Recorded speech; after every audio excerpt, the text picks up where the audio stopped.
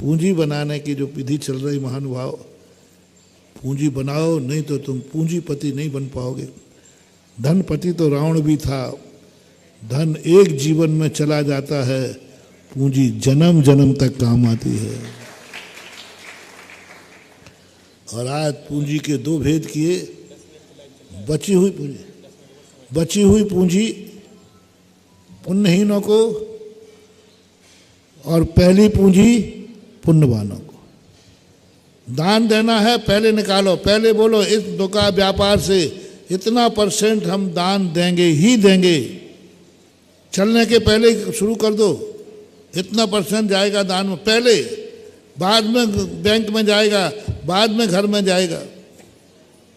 एक 150 वर्ष का मुझे बही खाता मिला जिस पर प्रत्येक पन्ने पर सबसे पहले काते धर्म की कलम लिखी थी और प्रत्येक पन्ने के 2 लाइनों के पहले धर्म के खाते मिली थी। यानी पहली कलम दान की लिखता था और अंतिम कलम दान की लिखता था। हर पन्ने पर यह हिसाब था। पहली कलम जैसे बही खाता खुलेगा, खर्चे में दान खाते डाले, भरी 4 आना डाले, 2 पाई डाले। और आखिरी पन्ना जब बंद करता लाइन की तो अंतिम धर्म के खाते डाल के बंद करता। क्या है मामला? करुणा और दान, इसलिए इनका बहुत महत्व है। समय पहले निकालो धर्म के लिए, बचे हुए समय से नहीं। एक बार जो चर्चा है, अब मुंगावली है तो मुंगावली का एक शीतलनाथ मंदिर का एक बहुत बड़ा प्रांगण है। मंदिर की संपत्ति गंदगी में पड़ी रहे, अच्छी बात नहीं है। मंदिर की संपत्ति उजाड़ पड़ी रहे, अच्छी बात नहीं है। मंदिर की संपत्तियों पर दूसरे कब्जे करें, अच्छी बात नहीं है। उसका जो कुछ करना उपयोग करना चाहिए। तो अभी जो शीतलनाथ मंदिर का बाड़ा था ना, वो चैत्यालय के बाजू में, उस जमीन का जैसे तैसे एक व्यवस्था बनी है। 5-7 लोगों की शीतलनाथ मंदिर ने कमेटी बना दी है। लेकिन मैं उस पक्ष में नहीं रहता कि मंदिर की ज़मीन, मंदिर के प्लाट तुम लोग जे चाय को बांट दो, कूल सिस्टम कर लो, कमेटी वाले आपसी में बांट ले। में ऐसा नहीं होना चाहिए। मंदिर की संपत्ति यदि जैन समाज लेवे तो सबसे महंगी लेना चाहिए। बाजार में किराया यदि 5,000 है तो मंदिर की दुकान का किराया जैनी को 6,000 देना चाहिए। रेट लिस्ट क्या है वहाँ की? 5,000 की, और दे कितना रहा है? 6,000। जाओ, उसके मरने के पहले उसकी खुद की दुकान होगी, ये मैं आशीर्वाद देता हूँ। और यदि मंदिर का बाजार का दुकान 5,000 का है तो मंदिर को 4,000 दे रहा है। जरूर नहीं है कि तुम अपने बेटे को दुकान छोड़ के जा भी पाएगा कि नहीं। बेटे को भी दुकान छोड़ के जा पाएगा कि नहीं जा पाएगा, कि वो फुटपाथ पे आ जाएगा। पूर्व भाव का पुण्य है तो ठीक, अन्यथा ये होके रहेगा कि तुम बच्चों को भी दुकान छोड़ के नहीं जा पाओगे। क्योंकि तुमने 5,000 की चीज 4,000 रुपये की, बाजार रेट 5,000 का है और मंदिर को 4,000। बोला 4,000 बहुत कम कह रहे हो, 5,000 वाले 500 रुपया दे रहे हैं, है कि नहीं? ललितपुर इससे अछूता नहीं है। सारे भारत का ये सबसे बड़ा पाप हो रहा है।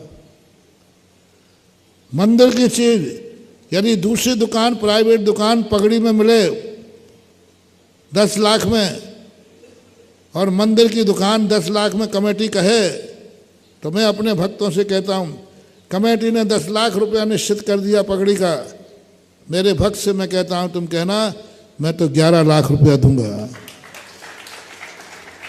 मैं तो वो 1 लाख तुम्हारा ओवर नहीं दिलवा रहा हूँ भानुभाव, वो 1 लाख रुपया तुम्हें करोड़ों की फसल उगा देगा। कमेटी में 10 लाख और तुम 11 लाख, यही तो चमत्कार है।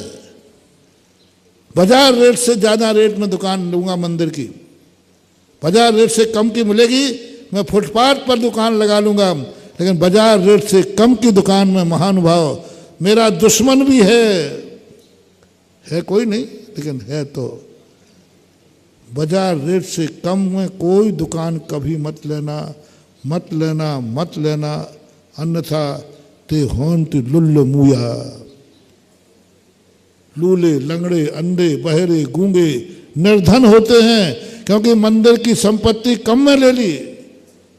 फुटपाथ पर दुकान लगा लेना, हाथ ठेला लगा लेना, लेकिन मंदिर की दुकान बाजार रेट से कम पे कभी कमेटी देवे कि नहीं ले लो भाई, तुम तो कम में दे दो, हमारी अभी पहुंच है, अभी हमारी कमेटी है, ले लो।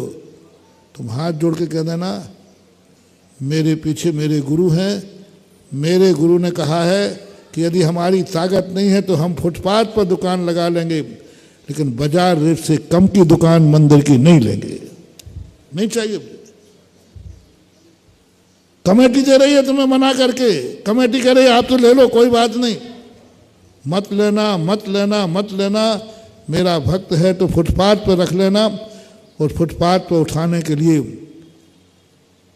कौन सी शक्ति भेजूंगा वो तो तुम उसके उठने के बाद बताना। पर मंदिर की संपत्ति कंपनी का ये सब बर्बाद हो जाएंगे। ललितपुर के अंदर जिन जिन भक्तों ने मेरी बात मान ली, 2 साल के अंदर जिनके पास खाने को नहीं था, दुकान नहीं था, आज आलीशान दुकान किए हुए हैं जिन्होंने छोड़ दी। ये कह के छोड़ दी कि मैं सस्ते में दुकान बना लूँगा, बाजार रेट है। आज भी बाहर नहीं आ रहे, और जो अभी वहीं बैठे हुए हैं उनके आज भी खाने को नहीं है, आज भी वो दरिद्र ही हैं। जितने ज़्यादातर क्षेत्रपाल दुकान के वांगे हैं सबकी खाना खस्ता हालत है। इसलिए मंदिर की दुकान भी फलेगी, लेकिन कब फलेगी?